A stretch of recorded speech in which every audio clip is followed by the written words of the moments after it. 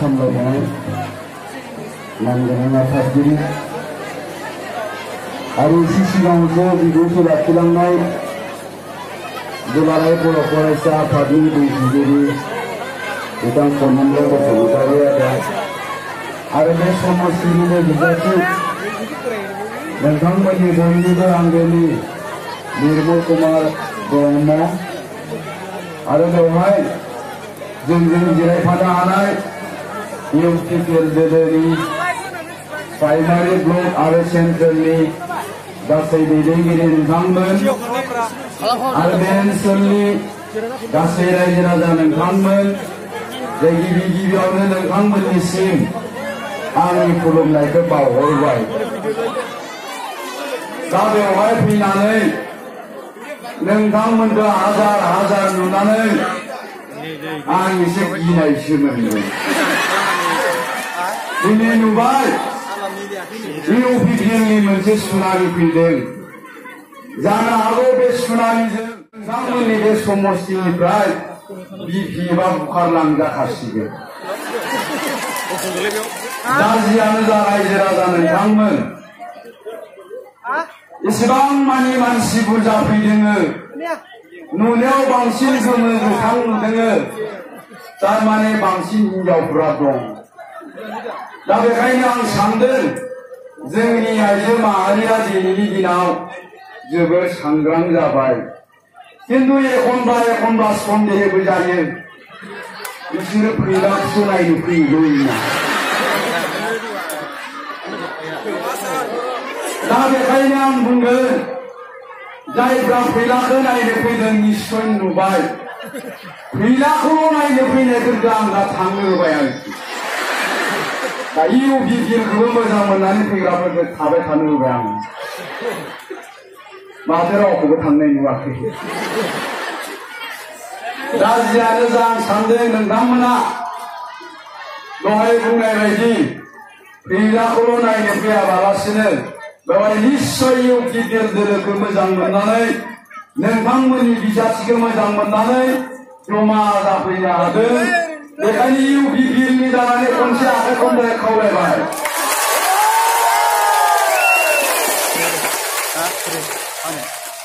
फैलानि थाखायबो खबबा मोजां जायो आरो।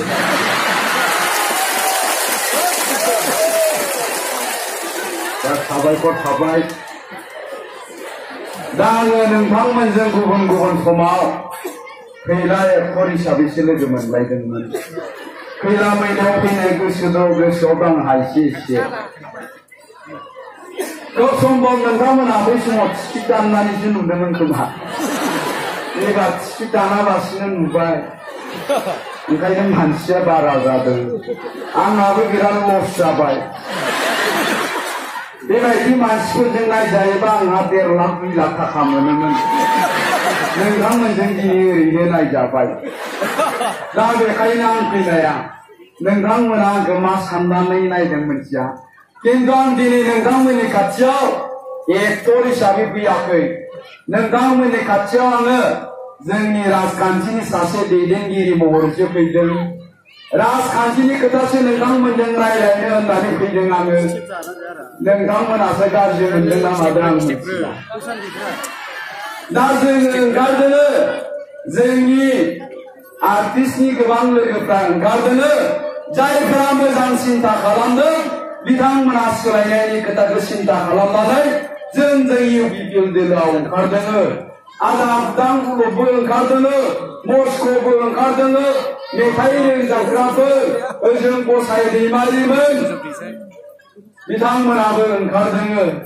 आदा बुदां ग्रुपआ फैफानो नागिरदोंमोन, आं लाबोफायाखिसै। माबा रायजो राजाफोरनि सिगाङाव गावखौ हाबा जायाखिसै होनना खोन्थाना लायो। आं होननाय मिथिखाजोबथारलै आदा मानो हाबा जायाखै होनना लायो नोंलाय होनना। हाबाया आंसो जायाखैना रायजोखौ। बुदां बर'आ फिसाजो दंखायो। आदा बुदां बर'नि फिसाजोनि नामाबा जिं। बिना फिसाजो नामानो माबा जिं। आं होनबाय माबोरै बेबायदि जिं दोनलाबायखोब्रा।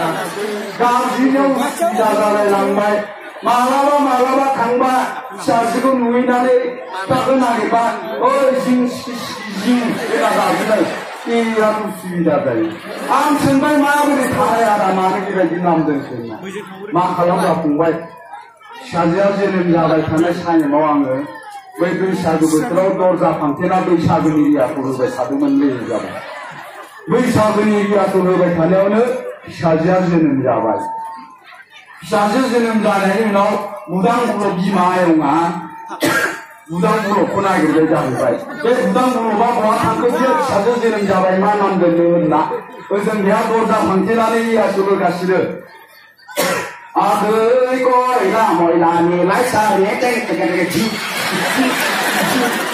ओरैजाय रियाखौ होगासिनो आरोखि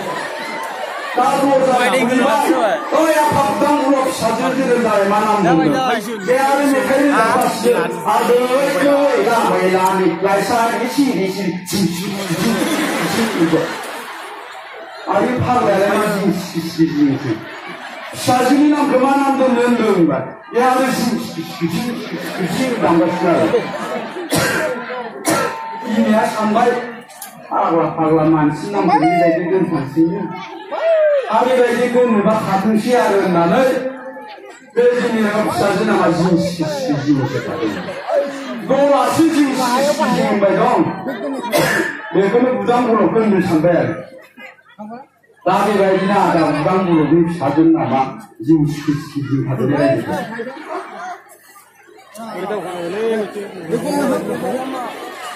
दा जियानो जा रायजो राजा नोंथांमोन दा बेबायदिनो जोंबो राजखान्थियाव ओंखारदोङो दा एसे बुंगोन आङो जों हारिमुनि मानसिफ्रा मानो ओंखारदोङो मानो दिनैनि दिनाव सोलायनायखौ लुबैदों अबयसे आंनि बेलायाव एसे आलादा जादों नोंथांमोना निश्चय खोनादोंमोन आंबो सासे केन्डिडेटसोमोन जोंनिया समष्टिया जाहैबाय कक्लाबारि समष्टि 22 नं कक्लाबारि समष्टि बे समष्टियाव आंबो सासे केन्डिडेटसोमोन नोंथांमोना खोनागोना खोनायाखैमोनथाय खोनादोंमोन ना बातरिफ्राव नुदोंमोन खोमा बे मेन्डेला स्क्वाडनि थाखायनो केन्डिडेट जानांदोंमोन आं मेन्डेला होनबाय आंखौ ओइ फैला स्क्वाड सालानो सिनायनायावबो केन्डिडेट जाबाय थायो सिरिनायावल' आंखौ नोंनि पिए जानो होबाय थायो पिए माने फैसा आरजानो गावनिया माबा पिए माने फैसा आरजा जायो बिया आं एबार नोंजों मोखाङावनो पिए जानांगोनलै नमिनेसन होनांगौ केन्डिडेट जानांगौ ओरै जाबाय आंखौ दा बेबायदि बुंनायखाय जोङो सानैजों साइकेलाव गाखोनानै नमिनेसन हैबाय नमिनेसन होखांना फैना मेन्डेला स्क्वाडआ सोरजों दम होजाखो दाब्लाजोंसो दम होजाखो ना माखो गावहा खाखुमानानै थाबाय बे खाखुमानाय दिनैसिमबो खाखुमानानै दं मेन्डेलाया मबाइलाबो सुइच अफ जानानै दं देरखार जाखो ना माखोथाय देरखार जाबाबो मोजां जायो स्क्वाडआ साला दा बेबायदि आङो सासे केन्डिडेट जादों आरोखि जोंनि कक्लाबारि समाव दा केन्डिडेट जाखांनायनि उनावहाय जोंनि समष्टिनि रायजो राजाफ्रा आंखौ लोगो हमफैबाय बुंबाय जे फैला भाई एसे मोजां सिन्था खालामनाया गाहाम जासिगोन नामा जोंथ' दिनै कक्लाबारि समष्टियाव परिबर्तननि खोथाखौसो सानदों सोलायनायनि खोथाखौसो सानदों गतिके नोंबो मोजाङै सिन्था खालामदो जोंजोंनो सोलायनायाव थाफायोब्ला मोजां जासिगोन होननानै जोंनि समष्टिनि साफा सानै रायजोफ्रा आंखौ बुंफैबाय दा बेबायदि बुंनायनि उनावहाय आंबो स्टाडि खालामबाय साननानै नायबाय स्टाडि खालामबाय जोंनि कक्लाबारि समष्टिनि रायजो राजाफ्रालाय माथो सिन्था खालाममारदों स्टाडि खालामनायनि उनाव नायबिजिरनायनि उनाव नुबाय जे जोंनि कक्लाबारि समष्टियावबो जेसेबांखिनि एडुकेटेड मानसिफोर दङ लेखा गोरों मानसिफोर दङ लाइमोन सेंग्रा सिख्लाफोर दङ साननो हनो रोंनाय मानसिफोर दङ मास्टारफोर दं प्रफेसरफोर दं बुद्धिजीबिफोर दङ बिथांमोना गासिबो दिनैनि दिनाव जोंनि कक्लाबारि समष्टियावबो मोनसे परिबर्तनखौ लुबैदों सोलायनायखौ लुबैदों दा बिनि उनाव आं सानबाय जोंनि कक्लाबारि समष्टिनि रायजो राजाफ्राथ' परिबर्तनखौ लुबैबाय सोलायनायखौ लुबैबाय गासिबो बै क'क्राझारनि मानसिफ्रालाय माथो सिन्ता खालामदों चिरांनि मानसिफ्रालाय माथो सिन्ता खालामदों उदालगुरि बाक्सानि गासै रायजो राजाफ्रालाय माथो सिन्ता खालामदों बेखौबो आं साननानै नायबाय स्टाडि खालामनानै नायबाय बिनि उनाव नुबाय दिनै दुलाराय बिटिसिआवनो मोनसे परिबर्तन जानांगौनि सोलायथारनांगौनि बार बारदों सुनामि फैदों आरो बे सुनामिखौ लानानै फैदों बिटिसिआव जेसेबांखिनि एडुकेटेड मानसिफोर दङ साननो हनो रोंनाय मानसिफोर दङ बुजिनाय मानसिफोर दङ बिथांमोनानो सिन्ता खालामदों बिनिनो दिनै बिराद गिदिर दोहौ फैदों आरो बे दोहौनि गेजेरजों दिनैनि दिनाव बिटिसिआव परिबर्तना फैगासिनो दङ सोलायनाया फैगासिनो दङ ओंखायनो आंनि थाखाय सिद्धान्त लानाया गोरलै जाबाय डिसिसन लानाया गोरलै जाबाय आंबो सानबाय राइट टाइम राइट डिसिसन लानांसिगोन अखा हाखांनानै खफ्रि अमा जानाय नंला ओरै सानबाय आंखौ जोंनि कक्राझारनि चिरांनि क'क्राझारनि चिरांनि उदालगुरिनि गोबां सेंग्राफ्रा फन खालामबाय सार नोंबो जोंजोंनो थानांसिगोन देग्लाय परिबर्तन जाखासिगोन जोंनो नोंखौ नांगौ होनबाय बेखायनो आंबो सिन्ता खालामबाय सोलायनायजों थानांसिगोन होननानै आङो इउपिपि दोलोआव जगदान खालामदों रायजो राजा नोंथांमोन दिनै इउपिपिआव जगदान खालामनानै इउपिपिनि जानानैनो खामानि मावगासिनो दङ इउपिपिनि जानानैनो आं गिदिंबाय दङ इउपिपिनि जानानै खामानि मावनानै गावखौनो गोग्गानाय मोनदों दिनै बे जोंनि सोलायनांगौनि परिबर्तननि धोआ बे दिनैनि थाखायल' नङामोन रायजो राजा नोंथांमोन 2014 मायथाइनिफ्रायनो सोलायनांगौनि परिबर्तननि खोथाखौ गोरों गोरा मानसिफ्रा एडुकेटेड मानसिफ्रा साननो हनो रोंनाय मानसिफ्रा सिन्ता खालामदोंमोन आरो 2014 मायथाइनिफ्रायनो बै लेखा गोरों साननो हनो रोंनाय मानसिफ्रा परिबर्तननि थाखाय सोलायनांगौनि थाखाय भट होबोबाय थादोंमोन किन्तु दिनै बिथांमोना सिन्ता खालामदों जे सोलायनांगौनि थाखाय परिबर्तन जाहोथारनांगौनि थाखाय जों दिनैनि दिनाव खालि भट होबाय थाबाल' जानाय नंला सोलायहोथारनांगौनि सार्थआव जोङो रायजो राजाफोरजों रायज्लायनांसिगोन रायजो राजाफोरनि खाथियाव थांनांसिगोन रायजो राजाफोरखौ खावलायहैनांसिगोन होननानै दिनै जेसेबांखिनि एडुकेटेड मानसिफोर दङ बिए पास एमए पास सेंग्राफोर दङ कलेजाव फरायनाय सेंग्राफोर दङ साननो हनो रोंनाय बुजिनाय मानसिफोर दङ दिनै बिथांमोना इउपिपि दोलोनि जानानै रायजो राजाफोरखौ खावलायदों इउपिपिनि दोलो जानानै खामानि मावगासिनो दं आरो जों दिनैनि दिनाव बेखायनो रोखा जानो हादों इउपिपि दोलोआ फैगौ समाव 27थानिफ्राय 30टा 32टा समस्थियाव देरहानानै सरकार खुंनाया 100% जाबाय दिनैनि दिनाव रायजो राजा नोंथांमोन जों मोनथिगौ मोनसे समावहाय नैबे इउपिपि दोलोनो अर्थात पिसिडिआर हिसाबै जेला दंमोन 2015 मायथाइयाव जोङो खालि बर'फोरनि भटखौल' मोननो हादोंमोन आरो बै समावहाय बे पिसिडिआर एबा दानि इउपिपिआ बर'फोरनि गोबां गामियाव हाबनो हायाखैमोन केम्पेइन खालामनो हायाखैमोन मानोना बेफोर जायगायाव बिपिएफनि माखासे दैदेनगिरिफ्रा बिपिएफनि माखासे मावथिफ्रा सोरबा इयरनिफ्रा पिसिडिआरनि जानानै केम्पेइन खालामनो थाङोब्ला होसो हरदोंमोन सोरखौबा दोला होदोंमोन आरो बे समाव खालि बर'फोरनिल' भटखौ मोनदोंमोन रावबो गुबुन जाथिनि भटखौ मोननो हायाखैमोन जोङो कुनुदिन मुसलमान भाइफोरनि भटखौ मोननो हायाखैमोन नेपाली भाइफोरनि भटखौ मोननो हायाखैमोन बेंगलिफोरनि भटखौ मोननो हायाखैमोन आदिबासिनि भटखौ मोननो हायाखैमोन बै समावबो पिसिडिआरआ 7टा समस्थियाव देरहादोंमोन दा जों दिनै बे इउपिपि दोलोखौ जेसेबां बर'फोरनि गामि दङ जेसेबां समस्ति दङ बेफोर समस्तिफ्राव जोंखौ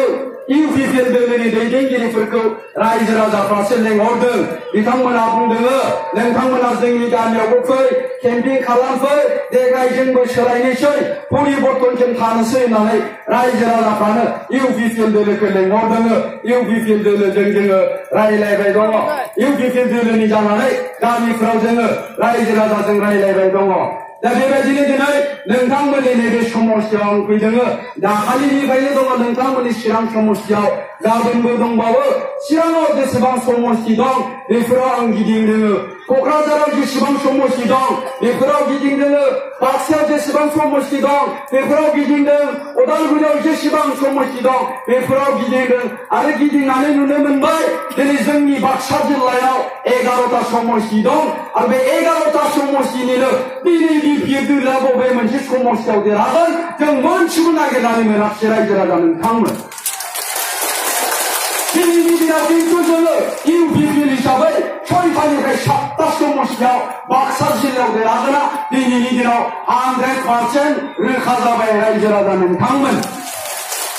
दा बेबायदिनो उदालगुरि जिल्लायावबो 6टानिफ्राय 7टा समष्टियाव देरहागोना इउपिपिएल दोलोआ दिनै 100% जाबाय उदालगुरि जिल्लानि गोबां समष्टिफ्राव उदालगुरि जिल्लानि गोबां गामिफ्राव बिपिएफनि मानसिफोरखौ रायजो राजाफ्रा केम्पिं खालामनो होआखै बिथांमोनखौ बुंदों 17 बोसोर नोंथांमोना जोंखौ थगायबाय 17 बोसोर नोंथांमोना जोंनो प्रतिश्रुति होबाय नैबे जोंनि गामिखौ मावगोन होननानै मावाखिसै जोंनि गामिनि दैमानि दालांखौ मावगोन होनना मावाखिसै जब कार्डआव नोंथांमोना केलेंकारि खालामबाय न'नि आइडिनि नामाव नोंथांमोना फैसा जाख्ल'बाय बेखायनो जों देग्लाय नोंथांमोननो भट होआ नोंथांमोनजों रायलाया होननानै बिपिएफनि मानसिफोरजों उदालगुरिनि गोबां समष्टियाव गोबां गामियाव रायजो राजाफ्रा बिपिएफखौ हाबनो होआखै दा ओंखायनो मा खालामबाय बिसोरो गावसोरजों साफा सानै जायफोर एनडिपिनि मानसिफोर दं बिसोरखौ बुंबाय जोंजों जानाय नंलालै भाइफोर नोंसोरनो जोंनि जानानै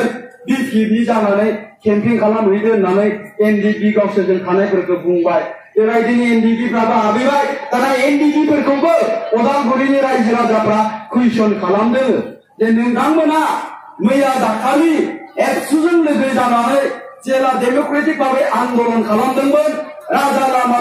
होबथादोंमोन रेल लामा होबथादोंमोन अफिस आदाলত होबथादोंमन बे समाव जों नोंथांमोनजों थाङोब्ला बिपिएफनि मानसिफ्रानो जोंखौ बादा होयोमोन बिपिएफनि मानसिफ्रानो जोंखौ होबथादोंमोन दिनै नोंथांमोना बिथांमोननि जानानै जोंनि गेजेराव भट बिनो फैदों केम्पिं खालामनो फैदों नोंथांमोनजों जों रायज्लाया होननानै बिसोरखौबो रायजो राजाफ्रा होखारहरफिनदों रायजो राजा नोंथांमोनहा ससियेल मिडियायाव नायोबा नुगोन आं बुंनाया बेसेबां सैथो नोंथांमोना साननो हागौ खैलाया सिनेमानिसो दायब' होदोंलै आं दहायनो बुंदों नोंथांमोनजों राजखान्थिनि लिडार हिसाबैसो फैदों ओंखायनो एसे लेक्सार होनायफ्रा आलादा आलादा थांबाय दं मिथिबाय रायजोखौ दा बेबायदिनो नोंथांमोननि चिरां जिल्लानि खोथायाबो चिरां जिल्लानि खोथाखौथ' नोंथांमोना चिरां जिल्लानि हिसाबै आंनिख्रुइ साबसिनसो मोनथिगौ खोमा दहायनि सिगाङाव बुंलांखांबाय धनीन्द्र बसुमतारी बिथाङा दाया जे चिरां जिल्लायाव 7टा समष्टि दं आरो चिरां जिल्लायाव सेन्सुरि खालामनो थांबाय दङ इउपिपिएलआ नङा होमबा थांनाय समाव सासेल' देरहादोंमोन खाम्फा बरगयारिया बेबो 35 खानाव लाइट खोमोरनानै रिजेक्ट जानायफोरखौ बहाबा बुथुमनानैसो देरहादोंमोन देग्लायथ' बेबायदि जानाय नङा नङा होमबा दहायनो बुंदों थांनाय समाव जायफ्रा बिपिएफनो भट होदोंमोन थांनाय समाव जायफ्रा अबर'नो भट होदोंमोन दिनै बिथांमोनाबो इउपिपिएल दोलोनो भट होनो थांबाय दं बिटिसिआव थानाय जेसेबांखिनि जाथि जनगोष्ठीनि मानसिफोर दं बिथांमोनाबो लोब सामफ्रामबो इउपिपिएल दोलोआव जयेन जागासिनो दङ बे 6 मासनि गेजेराव 10 लाखनिख्रुइबो बारा इउपिपिएल दोलोआव जगदान खालामबाय आरो बेफोराव गुबुन जाथि जनगोष्ठीनि मानसिफ्रानो बांसिन आदिवासी स्टुडेन्ट इउनियननि दैदेनगिरिफ्रा इउपिपिएल दोलोआव जयेन जादों एबिएमसिनि सिगांनि दैदेनगिरिफ्रा मुस्लिमफोरनि बै स्टुडेन्ट अर्गेनाइजेसननि दैदेनगिरिफ्रा इउपिपिएलआव जयेन जादों नेपालिनि दैदेनगिरिफ्रा इउपिपिएलआव जयेन जादों बेंगालि फेडारेसननि दैदेनगिरिफ्रा इउपिपिएल दोलोआव जयेन जादों बिथांमोना गावबागाव जाथिनि गावबागाव कमिउनिटिनि गेजेराव हाबनानै खामानि मावगासिनो दङ दिनै बे गुबुन गुबुन जाथि जनगोष्ठीफ्राबो इउपिपिएलनो भट होनो थांबाय दं गतिके बिपिएफआ बोरै देरहागोन नोंथांमोननि समष्टियाव बिपिएफआ बोरै देरहागोन चिरांनि गुबुन गुबुन समष्टिफ्राव थांनायाव मोनसेल' देरहाखादों आरो नोंथांमोननि नैबे जायगायावथ' जोंहा नोंथांमोननि केन्डिडेटआनो देरहाखादों दा बिथांनि देरहानाया 100% नङा होमबा रायजोखौ दा बेबायदि गतिके नोंथांमोननि चिरां जिल्लायाव बिपिएफआ मोनसेबो देरहाया 7तानि 7तायावनो इउपिपिएल दोलोआसो देरहानो थांबाय दङ दा क'क्राझार जिल्लानि बाथ्रायाबो बिदिनो क'क्राझार जिल्लायावबो 7तानिफ्राय 8ता समस्तियाव दिनै देरहागोना इउपिपिएलआ कनफार्म जाबाय 100% जाबाय दिनै हाग्रामा महिलारिया मोननै समस्तियाव गेलेदों कुसुगाव आरो देबरगावआव मोननैबो समस्तियावनो हाग्रामा महिलारिया दिनैनि दिनाव जेननो थांबाय दङ कुसुगाव समस्तिखौथ' मा लांखावनो गारना फैबायनो जानाय नंलालै बियाव होननानै सोरबा लानानै थांदोंमोननो सार नोंथाङा देग्लाय जोंनि कुसुगाव समस्तियाव देरहाथारगोन नोंथाङा फैलायनो नाङा गासै खामानिखौनो जों मावगोन जोंनो फैसाल' हरनायखाय बेसेबांबा कोटि फैसा हरबाय दाना बै फैसा लांग्राफ्रा मा खालामबायनो 300 जनसो मानसि बुथुमदों जाहैबाय बे 300 जनखौ 10-15 बारसो जयन होबायनो गुबुन गुबुन जायगायाव लांनानै दाना बेखौ हाग्रामा सारा नुबाय जोंनिया लान्था सारा मबाइलाव नुबाय दाखालि जयन जानायावबो दिसुं बे दारि खेबजाना दंमोन बै 10 तारिखआव जयन जानायावबो दिसुं बै आं बायदि थावलालाया दंमोन 15 तारिखआव जयन जानायावबो नैबे लोदो लोदो हिनजावा दंमोन साराफ्रा बेखौनो जयन होबाय दं होननानै लेंहरनानै गावनि अन्थाइ खुवारिनि फाखानायाव सोना दोब्ला बुनो आं खोनादोंसो दै नोंहाबो जानो हागौ आरो नोंखागौ बिदि नङा होमबा दा बेबायदिनो दिनै देबोरगाव समस्तियावबो हाग्रामा सारा जेननो थांबाय दं आरोखि दा मोनसे समाव बियो हाग्रा जिंनिफ्राय काउन्टिं खालामबोनानै गावनि उसुं गोदासिम बर'फोरनि भटजों हाग्रामा सारा जेनखायोमोन जाहैबाय सोरजों देरहायोमोननो ओजों खोलाहा थानाय बेंगलि बिहारि राजबंशीफोरनि भटजोंसो देरहायोमोननो दाना जों खोलाहा थानाय बेंगलि राजबंशी बिहारिफ्रा बिथांमोननि दैदेनगिरिफ्रा गासैबो इउपिपिएल जयेनाव जयेन जाजोब्बाय दा माबोरैजाय मोनबावगोन बिसोरनि भटखौ प्रफुल्ल कुमार महन्तआ खुनु जेनफेरा खुनुदिन जेनफेराखै बियो तरुण गगैआ खुनुदिन जेनफेराखै मानोना बियो गावनि समस्तिनि रायजोफोरनि थाखाय खामानि मावदों नाथाय हाग्रामा सारा 17 बोसोराव दिनै गावनि मानसिफोरखौ गावनि समस्तिनि रायजो राजाफोरखौ हमथानानै लाखिनो हायाखिसै बियो गावनि मावनायनि फिथाइ बेखौ बियो मोनजाखागोन फान्थाव बिफां गायदोंबा बे फान्थाव बिफाङाव मालाबाबो आपेल फिथाइ मोनजाया मा मोनजागोन फान्थावनि फिथाइखौनो मोनजागोन आपेल बिफां गायोब्ला आपेलनि फिथाइखौ मोनजागोन फान्थाव बिफां गायनानै फान्थाव बिफाङाव आपेल फिथाइ नागिरबालाय बहा मोननो नङा होमबा रायजोफोर दा बेबायदिनो बे क'क्राझार जिल्लायावबो 7तानिफ्राय 8ता समस्तियाव इउपिपिएल दोलोआ दिनैनि दिनाव देरहागोना कनफार्म जाबाय दा ओंखायनो जों बुंनाया बे इउपिपिएल दोलोआ 27तानिफ्राय 32ता समस्तियाव देरहानानै सरकार खुंनो थांबाय दं बे दिनैनि दिनाव गेरेन्टेड जाबाय 100% जाबाय रायजो राजा नोंथांमोन मानोना जों बयबो परिबर्तन लुबैदों दिनैनि दिनाव सोलायनायखौ लुबैदों जों दाजाब दानख' खालामदों 17 बोसोर हाग्रामाया बिटिसिखौ सालायबोबाय बे 17 बोसोराव जों मा मोननो हाखो मा खोमानांखो जोंनि रायजो राजाफ्रा दिनै दाजाब दानख' खालामनानै दोनदों दाजाब दानख' खालामदों दाजाब दानख' खालामनायनि उनाव जों नुबाय दिनै बिपिएफआ बे 17 बोसोराव साख्रिनिसो फालांगि खालामदों जब कार्डआवसो केलेंकारि खालामदों दुखिया मानसिफोरखौ न' आइडि होगोन होननानै 5,000 10,000 लादों जों बेफोराव दिनै सोलायनाय लुबैदों बिपिएफआ दिनै जाय 10 लाख होनो हायो जाय 15 लाख होनो हायो उइदाउट इन्टारभिउ उइदाउट सिस्टेम फैसा होनानै जायफ्रा लादोंमोन बिसोरनि साख्रिया केन्सेल जाबाय बिथांमोननि गेजेराव सोर दंमोन सोरबा प्रिन्सिपाल सेक्रेटारिनि फिसाला सोरबा बिपिएफ नेतानि फिसाला सोरबा बिपिएफ नेतानि आखि आगदा बाय बाहागिनि मानसिफोर दिनै बिथांमोननि साख्रिया केन्सेल जाबाय गभर्नमेन्ट रुल जानाय लोगो लोगो दिनै जों बेफोर खोथाखौनो सिन्था खालामदों जों सोलायनांगौ होनना बेफोरखौनो बुंदों जोंनो बैफोर सिस्टेमाव सोलायनाय नांगौ जाय सिस्टेमनि गेजेरजों जोंनि गोरिब गुन्द्रानि गथ'फ्रा फैसा होआबासिनो साख्रि मोननो हागोन मानोना जों 10 लाख थाखा होनो हाया 15 लाख थाखा होनो हाया 20 लाख थाखा होनो हाया जोंनि गोरिब गुन्द्रानि गथ'फ्राबो BSc पास दं MSc पास दं MA पास दं लेखा गोरों दं जोंनि गोरिब गुन्द्रानि गथ'फ्रा साख्रि मोननो गोनांब्ला सिस्टेमनि गेजेरजोंसो मोननांगोन सार्टिफिकेटजोंसो मोननांगोन गावसोरनि मेरिटजोंसो मोननांगोन आरो बेबायदि जानो गोनांब्ला दिनै जोंनो सिस्टेमाव सोलायनाय नांगौ आरो सिस्टेमखौ सोलायनो गोनांब्ला जों दिनैनि दिनाव सरकारखौनो सोलायनांगोन रायजो राजा नोंथांमोन सरकारखौ सोलायनो हायाब्ला जों गोरिब गुन्द्रा बेबायदिनो आरोबाव नासयजाबावगोन जोङो फैसा होनानै साख्रि लानो हाया 10 लाख फैसा जों होनो हाया 15 लाख फैसा जों होनो हाया 20 लाख फैसा जों होनो हाया जोंनि गथ'फ्रा गावसिनि सार्टिफिकेटजों साख्रि मोननांगोन गावसिनि मेरिटजों साख्रि मोननांगोन हाग्रामा महिलारियाथ' बुंबाय थायो नोंथांमोना खोनादों আমার বিটিসির কোনো আইন কানুন নাই আমার বিটিসির কোনো সিস্টেম নাই বিটিসি আন্দাজ হতে চলি থাকে না माबायाबो बेबायदिनो बुङोमोननो लालु प्रसाद जादबा बिहारनिया बे खर' गुफुरा मा होनोमोननो बियो आलु बिना जैसा सिंग्रा नहीं बनता बिहार मा लालु प्रसाद बिना नहीं चलता आलु गैयाबा जेरै सिंग्रा जाया बिहारावबो लालु प्रसाद जादब नङाबा सोलिया होनना बुङो बेबायदि बुंग्राया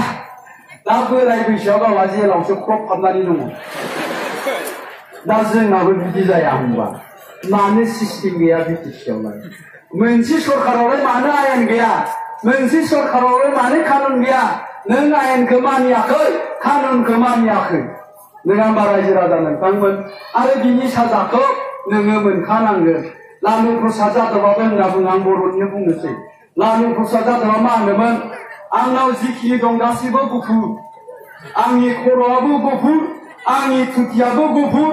आंनि सैमायाबो गुफुर गारियाबो गुफुर ड्राइभाराबो गुफुर गानो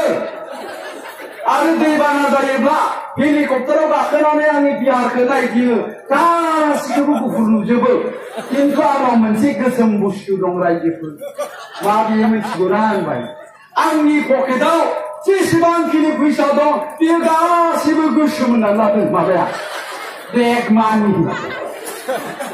नोंगोना बिदि होनना लानानै दा गावहा जेलाव ख्रब हाबदों आरो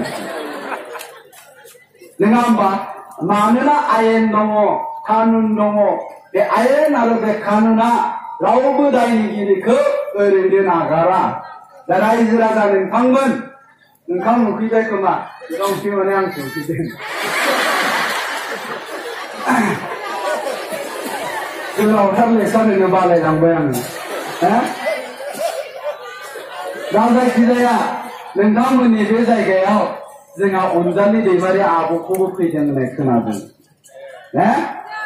फैदोंमोन ना जोंनि जायगायावबो फैनो नागिरबाय दङ कक्लाबारि समस्तियाव खिन्थु जोंनि जायगानि आइजोफ्रा बुंदों दाखालिसो बियो हाग्रामा महिलारिखौ एसेबां रायबाय दाखालिसो बियो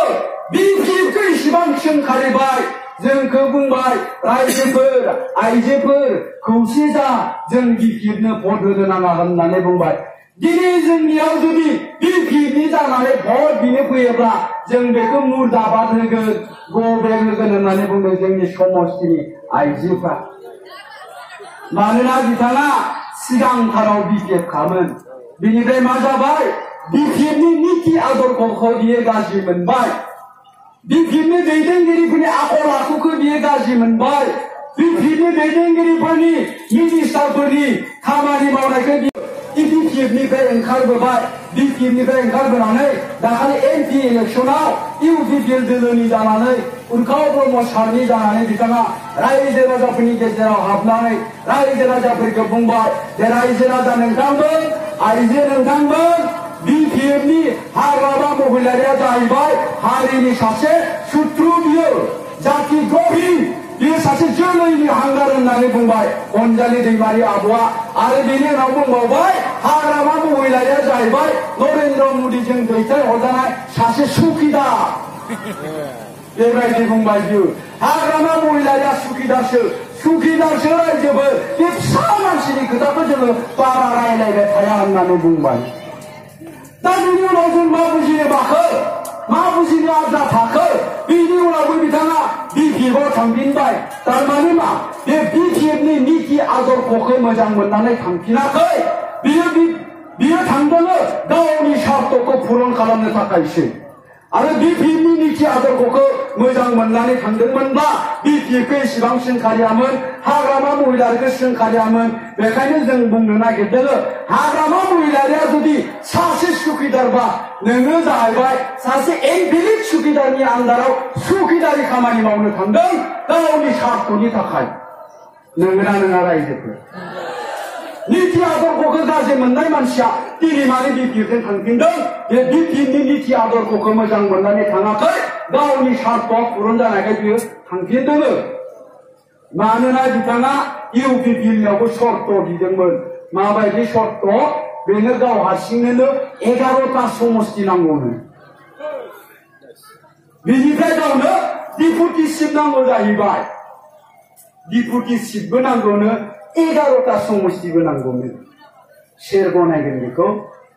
बुंबाय जोंनिया प्रमद बर' सारा इउपिपिएलनि दैदेनगिरिफ्रा बुंबाय 11टा नङा 40टा समष्टियाबो नोंनिनो समष्टि जागोन मानोना नोङो जोंनि इउपिपिएल दोलोनि सासे दैदेनगिरि जागोन गोजौ थाखोनि दैदेनगिरि जागोन बिसोरखौ नोंनो दैदेननांगौ 40टा समष्टिखौ नोंनो दैदेननांगौ गतिके मा 11टानि बाथ्रा 40टा समष्टियाबो नोंनिनो होननानै नों साननानै लानो हागोन होनबाय बिथाङा मानियाखिसै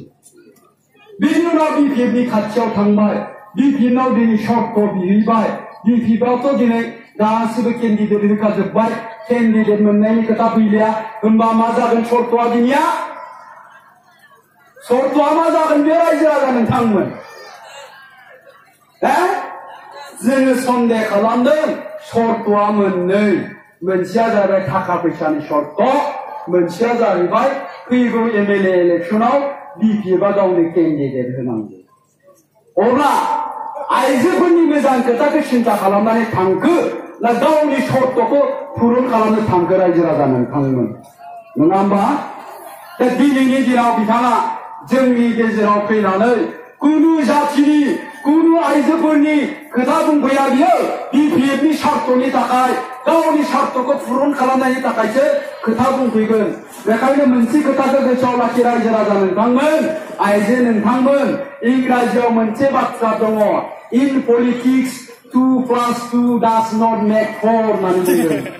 राजखान्थियाव 2जों 2 दाजाबनानै मालाबाबो 4 जाया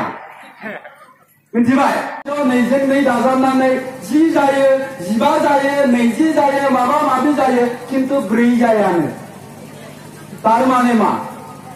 राजखान्थियाव गासैबो मानसिया गासैबो राजखान्थिनि मानसिया 100% सैथो खोथा बुङा बेबायदि होननानै आंखौ बुङाखै होनना दा सानो नङा होमबा दा बेखायनो बुङो आङो रायजो राजा नोंथांमोनखौ जों बुंनायखौलाय मानो लाजोबनांगौ मालाय बुंनायखौलाय मानो लाजोबनांगौ नोंसोरनावबो खर' दं बे खर'आव बुखावनानै नायोबा बयनावबो मेलेम दङ नंगौना बे ब्रेनखौ बे मेलेमखौ नों बाहाय गुबुनजों बाहायजानो नाङा आं होनबाय नोंसिनि चिराङाव 7टायावनो 7टा समस्यायाव देरहागोन बेखौनो मानो नंगौ ना आखाइखौ नोंबो साननानै नाय आं बेसेबां सैथो खोथा बुंदों फैला बुंनायखौलाय मानो लाजोबनांगौ नङा होमबा नोंसाबो खर' दं ब्रेन दं साननानै नाय स्टाडि खालामनानै नाय नङा होमबा बे खर'खौ जों गावबागाव बाहायनो नांगौ नङाब्ला जोङो थगायजाबाय थागोन जेरै सिगाङाव जों थगायजाबाय थादों नोंसोरखौ थगायदों बांसिनल' बारा बियो बांसिन थगायजायो होनदों